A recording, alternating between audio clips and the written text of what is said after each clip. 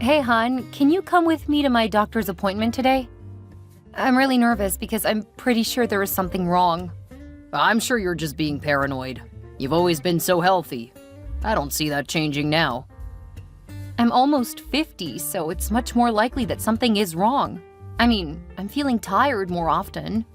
And I've had some intense pain. It's the only reason I'm going to the doctor. Well, you're no spring chicken, so those things are normal. You can't expect that I'll drop stuff just because your knee hurts or something. One of us has to work. I do work. I'm just taking leave right now because I'm sick. I think you're making a mountain out of a molehill. Look at me, I'm 55 and my health is almost as good as when I was 40. You've had quite a few health scares, though. It's not like it's been smooth sailing for you. Here we go. Men are weak. We can't handle having a cold. Come on, Zoe. You've been whining quite a lot for a while now. It's really starting to get on my nerves. Please stop. I'm sorry. I wish that one of our kids stayed close. I could really use some support. They have lives, Zoe. I'm sure they wouldn't be interested in joining you. I can't wait for you to come home and admit that you're just fine. I really hope that's the case. Speaking of fine, do you have the receipts from my last trip? Yeah, it's saved on the computer. I've asked you to email those to me. I did. Oh, I see. Thanks. Now I can submit them for reimbursement. I have to go. Good luck at the doctor's. I look forward to hearing you were worried for nothing. I hope you're right. Carl, when are you coming home? It's after 7. Working late. Money is a bit tight right now, you know. No, it's not. I put away plenty in savings when you started working again. I got raises at both jobs, and since you were working, I put the extra money right into savings. Thanks for reminding me of the 2 years where I was unemployed. Look, I'm working really hard to make up for that time.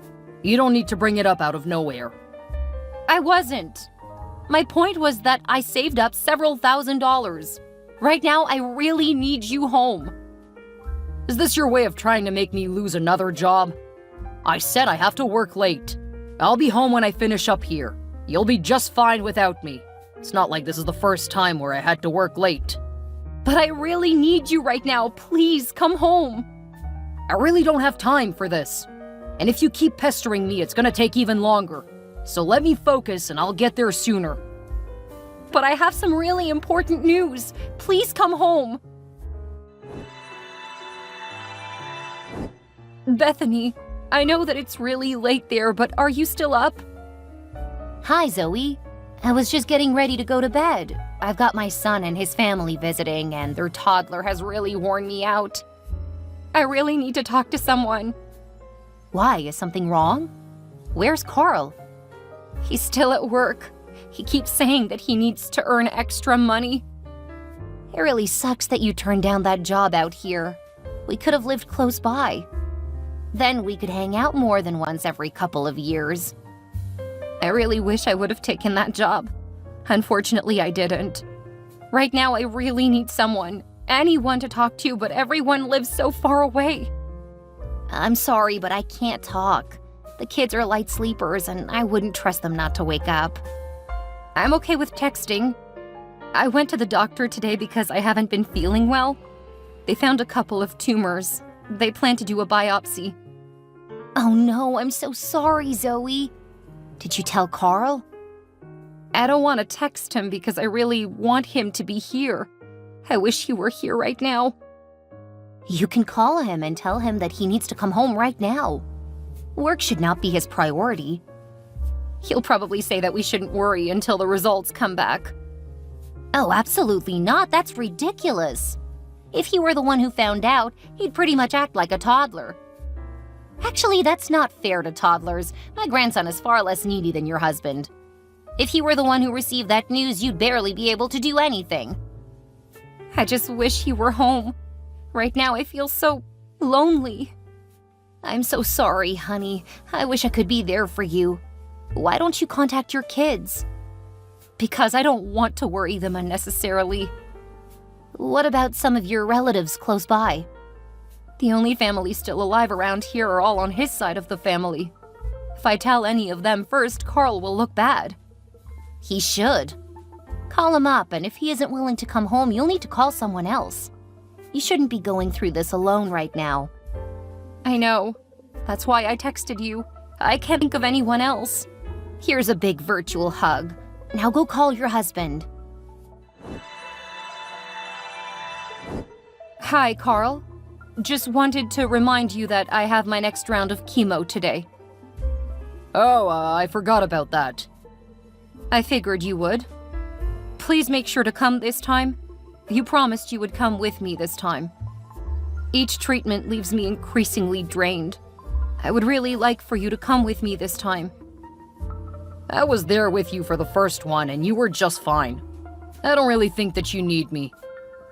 I do. Please, I really need you there with me today. Look, Zoe, I know that you're going through something really rough right now, and I appreciate that you need someone. However, I simply can't be that person. You deserve someone who can take you to these things and who can still see you as a woman. I just can't be that man anymore. What? What are you talking about? I'm saying that I simply can't do this anymore. You aren't the woman I married. You're barely recognizable as a woman now, and I can't anymore. I found an apartment and I've moved into it. So I won't be coming with you today. And I won't be coming home to you ever again. How can you do this to me? I supported our family when you were unemployed, on and off for 7 years. I took care of you when your appendix burst and when you were in a car accident. I knew you would do this. I told you how I honestly feel and you try to guilt me into staying. It won't work. I simply don't love you anymore. And getting out now means I can still find someone to love. How can you do this now, when I need you? It's not gonna work, Zoe. I'm not gonna stay out of guilt. I'm not trying to get you to stay out of guilt. We made vows, remember? For better, for worse, for richer, for poorer, in sickness and in health. I have done all that for you multiple times over the years. Now I finally need you. How can you just leave me? I'm not just leaving you. The divorce papers will be on the table when you get back from chemo. What? Instead of coming with me, you're gonna make things even worse? You will be in a weaker state, so it's much more likely that you will sign. I really don't want to drag this out. I just want it over. I'll give you half a year to move out of the house. It's the least I could do since you'll be receiving treatments for most of that. I also expect that you'll give me half of our savings. Don't expect any alimony or anything, though. I'll need all of my money to keep up the house after you move out. If you think that I'm just going to sign the papers, you clearly haven't been paying attention over the years. That's so funny. Unless you're admitting that you aren't nearly as bad off as you are claiming. I mean, I wouldn't be surprised if you've been faking it. You stopped being attractive to me long before the cancer. That just gave me the excuse I needed to finally spread my wings and live. Thank you for the years together, but we've been over for a long time now. That's quite the change from how you felt last year. You remember when you said you can't imagine life without me? Oh, I only said that because I felt it at the time. Usually I didn't feel like that about you. So it really stood out to me. I just spoke what I felt. That wasn't how I usually felt. Anyway, now you know. I'm sorry that this is how it has to be, but I just don't see a future with you. I just don't feel like sitting around waiting for you to die. Please don't do this to me. Not right now. Sorry, Zoe, but all you are to me now is my ex-wife. Good luck with everything. And don't worry, it will all be over soon. You were right, Bethany. This whole time you were right. Of course I was. That shouldn't come as a surprise. What specifically was I right about, though? Carl filed for divorce. He says that he can't stay with me now that I'm sick. Apparently, I don't look like a woman anymore. Oh, Zoe. I'm so sorry. I always knew he was horrible. But even I didn't think he was this evil. What you need to do now is ruin him. Go full scorched earth on him. People have to know what you're going through, so make it clear that's why he's left you. That's just it. No one knows except you and Carl. And of course the people at the facility. You haven't told anyone else? How can people not notice how much you've changed since you started getting chemo? You know how particular I am about appearances. I've kept up my appearance and everything. I still do housework while wearing makeup, grocery shop while looking great. To make sure it wasn't clear, I even got a wig that looked like my hair before it started falling out. Oh, Zoe, you have got to stop trying to make everyone else feel better. You absolutely need help now. Scream it from the rooftops. Post flyers. Make that thing regret ever having treated you like anything less than the wonder you are. That's your style, not mine. Right now, just keeping up with treatments is as much as I can manage. You have to do something. You can't just take this lying down. Oh, I don't plan to. He says he's going to stay somewhere else while I stay in the house for 6 months. Since he didn't bother paying attention to my treatment plan, he's giving me an extra 4 months. So what? You shouldn't be kicked out of the house at all. Oh, I know. I'm tired. But I can get started on a few things. He's planning on leaving the divorce papers as a gift for after my session. I can use that to see what that fool thinks he'll get. Then I can start planning my move. And the first one is to make sure that he has no access to the house that I have been paying for the last few decades. Then I can get started on the rest. Please tell me you aren't hoping he'll come back to you. Oh no. In fact, there is one thing I need to ask you to do. I don't think I can come out there. I'm so sorry, but the timing is terrible. No, I don't need you to come here. If you would, please do some research into PIs in the area. I would really appreciate it. PIs? Like detectives? Yes. I have a feeling that he's not staying on his own. I need to focus on finding a good lawyer.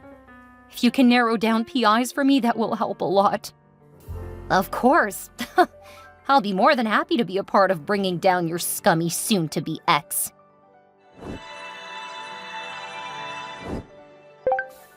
Did I see you leaving my parents' neighborhood yesterday? Hi, Carl. I thought you didn't want to talk to me. I'm really sorry, but now is not a good time. I need to lie down because I'm feeling really tired. Stop playing sick, Zoe. I know you're up to something. Playing sick?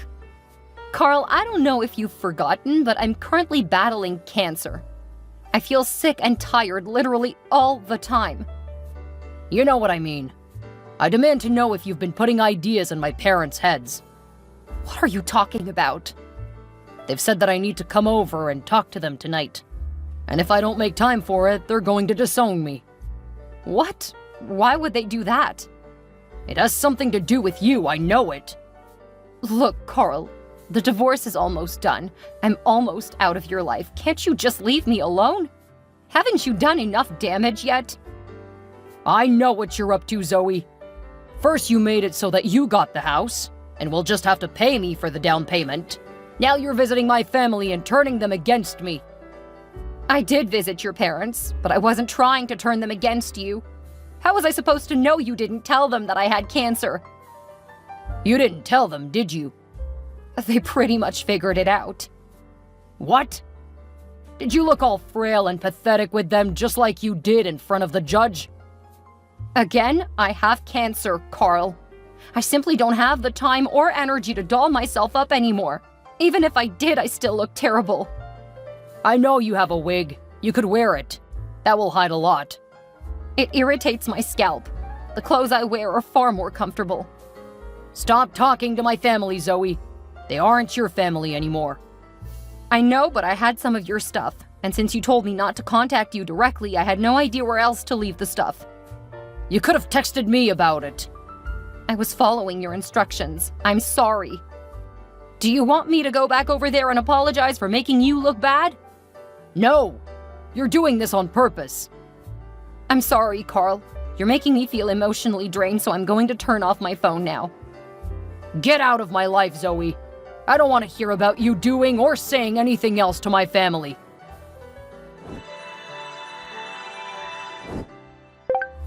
Did you really just come to my office? Wow, I can't believe you're contacting me twice in 1 week.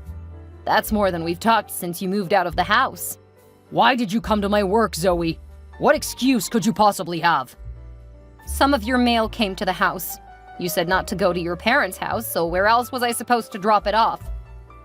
You could have given it to my lawyer. I don't have the time or energy to figure out where that is. I'm finishing my treatments not too far from your work. It was easier just to drop it off with your assistant. I can hear them whispering out there. Tell me that you at least made yourself presentable.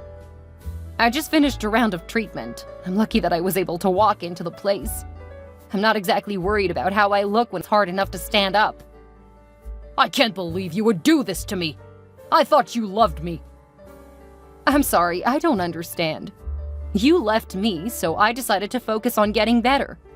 After all, the only support system I had here walked out my door. I don't have time to worry about you now. Oh, you're clearly worrying about me, and you're making sure that I look like the bad guy. How am I making you look bad? I'm trying to abide by the rules we put into place while our divorce goes through. Oh, I see what you're doing. I thought that you were a little too easy. The only fighting you did was for the house. You were plotting that whole time. Well, now I'm going back to court, and I will get everything. Unless you stop this. Once again, you leave me far more confused than anything. I'm sorry if the people at your work didn't know that you left me because of cancer. Wait, you told them too? When your assistant asked me what was wrong, I figured she knew what I've been going through. I mean, you were with me for the first few rounds of treatment. It would make sense that you would talk about that at work. I figured they sympathized with you. You're destroying my life! I'm sorry, Carl, but I need to go. I'm too weak to stay awake any longer.